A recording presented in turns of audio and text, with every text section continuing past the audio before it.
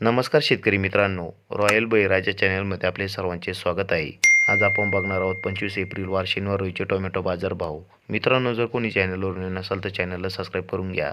कोल्हापूर आवक 212, किमान दर 200, कमाल दर 400, सर्वसाधारण दर 300 रुपये कॅरेट.